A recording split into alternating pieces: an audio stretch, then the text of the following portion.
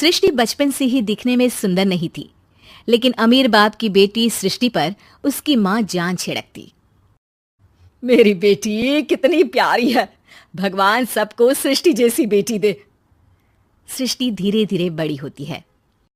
एक दिन सृष्टि की सहेली कहती है, तू दिखने में कितनी अजीब सी है, लेकिन मैं जानती हूँ हम सब में सबसे अच्छी शादी तो तेरी ही होगी। तेरे पापा अमीर जो हैं। और बता नहीं सकते यार, दहेज तो हर कोई देता है, ये क्या ज्यादा ले जाएगी अपने पति के लिए? अरे बड़े शहर में कोठी है इसके पापा की। अरे पापा की है ना, कौन सी इसकी है? इसकी होती तब तो कोई भी लड़का इससे शादी कर लेता। अरे पापा की मतलब पापा की है तो मेरी ही है ना? किसने कहा? अब तेरी तो तब होगी ना जब तेरा भाई ना हो। वैसे भी शादी के बाद सारी प्रॉपर्टी भाई के नाम होती है। सृष्टि समझ जाती है कि उसे किसी भी हालत में माँ बाप की सारी प्रॉपर्टी को अपने नाम करना है, लेकिन कैसे? एक दिन सृष्टि का भाई शीनू कहता है, बहन क्या कर रही है? तुझसे एक बात करनी है। अरे हाँ हाँ करना, मैं तो तेरी बहन हूँ। बहन मेरी लाइफ में ना एक लड़की है, बहुत अच्छी है। मैं सोच रहा हूँ माँ और पापा से बात करूँ शादी के लिए। सृष्टि को समझ में आ जाता है कि भाई की शादी होते ही भाभी उसे एक दिन भी घर में बर्दाश्त नहीं करेगी। क्या बात है भाई, बताना कौन है वो? यार वो बहुत अच्छी लड़की है, पढ़ी लिखी है, मेरे साथ जॉब भी करती है। बस एक प्रॉब्लम है। हाँ प्रॉब्लम? क्या प्रॉब्लम है भाई? यार वो शादीशुदा है, लेकिन उसके पति ने उसे सिर्फ इसलिए छोड़ दिया क्योंकि उसके माँ बाप दहेज नहीं दे पाए। सृष्टि ये सुनकर न जाने क्यों खुश हो जाती है। अरे भाई तो क्या हुआ, लड़की तुझे तो पसंद है ना? शीनू को लगता है कि बहन उसे समझ रही है। वो इस बात से अनजान होता है कि उसकी बहन की मंशा पूरा घर हड़पने की है। सृष्टि अपनी माँ से कहती है, मम्मी मुझे तो बहुत चिंता है। पता है शीनू क्या कर रहा है? अरे क्या कर रहा है? वो तो काम पर जाता है और वापस घर आता है। नहीं ना माँ, वो यही तो नहीं कर रहा, बाकी सब कर रहा है। आपको पता है उससे प्यार है, और वो भी एक शादीशुदा लड़की से। ये क्या हो गया? मैं सोसाइटी में क्या मुंह दिखाऊंगी? अरे तेरे पापा तो यही कहेंगे कि मैंने ही उसे बिगाड़ दिया है। माँ देखो, मेरी बात मानो, पापा पर भी विश्वास करने की जरूरत नहीं है। अब आप ही बताओ, पापा इतनी देर घर के बाहर रहते हैं क्यों? बोलो। अरे बेटा वो तो नौकरी करते हैं ना। तू बहुत भोली है माँ। पापा का ऑफिस तो 7 बजे खत्म हो जाता है, लेकिन देखो कितनी देर से आते हैं। अरे नहीं नहीं बेटा, ऐसी कोई बात नहीं है। सृष्टि माँ को एक औरत से बात करते पिता की फोटो दिखाती है। देखो माँ कैसे हैं पापा। मैं ना कहती थी कि पापा सही नहीं है। मैं तेरे पापा से बात करूंगी, दे फोटो मुझे। ओ माँ, वो तो डिलीट हो गई। लेकिन चल, तूने तो देख लिया ना। पापा से बाद में बात कर लेना, और हाँ मेरा नाम बिल्कुल मत लेना। हाँ माँ। अब क्या था, सृष्टि के माँ और पिता के बीच झगड़ा होना शुरू हो जाता है।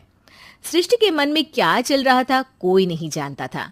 एक दिन, माँ सृष्टि के लिए एक लड़का देखा है, वो लोग शाम को उसे देखने आने वाले हैं। और हाँ माँ, एक खुशखबरी, मैं और पापा मिलकर एक नया बिजनेस ट्राई कर रहे हैं। शाम को लड़का आता है, सांवले रंग का। सृष्टि को तो बिल्कुल भी पसंद नहीं आता। लड़की की माँ कहती है, लड़की का चेहरा तो कोई खास नहीं, लेकिन अगर मेरे बेटे को आप लोग सेटल कर दें तो मैं उसकी शादी आपकी बेटी से करवा दूं। सृष्टि को लड़का बिल्कुल पसंद नहीं था। उसे भाई पर गुस्सा आ जाता है। लड़के वालों के जाने के बाद कहती है, माँ देखा शीनू मेरे लिए कैसा लड़का लेकर आया, न दिखाने लायक न सुनने लायक, सेटल भी नहीं, वो भी हम करे। अरे माँ मैं जानती हूँ ये मेरी शादी किसी भी घर में क्यों करवाना चाहता है। अरे कैसी बात कर रही है बहन?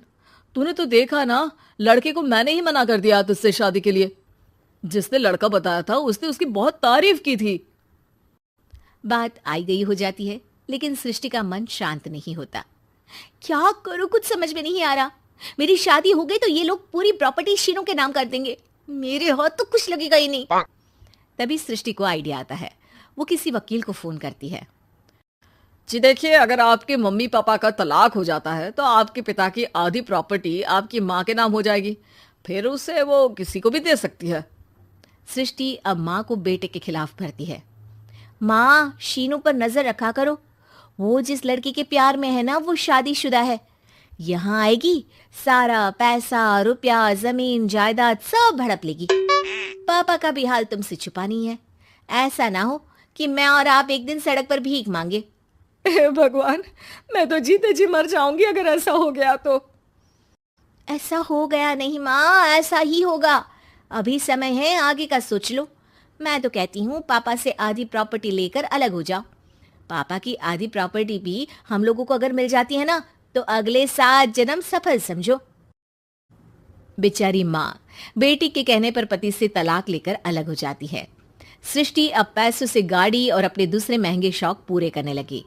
उसके दोस्त भी उसके पैसे इस्तेमाल करते। सृष्टि, कल तुम कहाँ थी? मैं सारा दिन घर पर अकेली थी। तो मैं क्या करूं?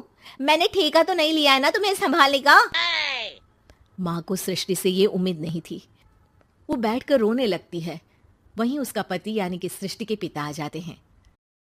मैं जानता था कि तुम्हारा यही हाल होगा, तो आपने मुझे रोका क्यों नहीं? मैं रोकता तो तुम रुकती क्या? सृष्टि के कहने पर तुमने मुझ पर अपने बेटे पर शक किया, लेकिन तुम ये भूल गई कि कैसे हम दोनों ने मिलकर जीवन में इतना सब खड़ा किया। माँ पति के गले लग जाती है। मुझे माफ कर दीजिए, मैंने आपकी कमाई का एक बड़ा हिस्सा गवा दिया। कोई बात नहीं, तुम साथ हो तो मैं ऐसी 7 प्रॉपर्टी खड़ी कर दूंगा। तभी वहां सृष्टि आ जाती है रोते हुए।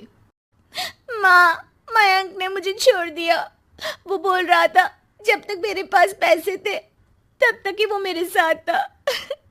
पापा, माँ, मुझे माफ कर दीजिए।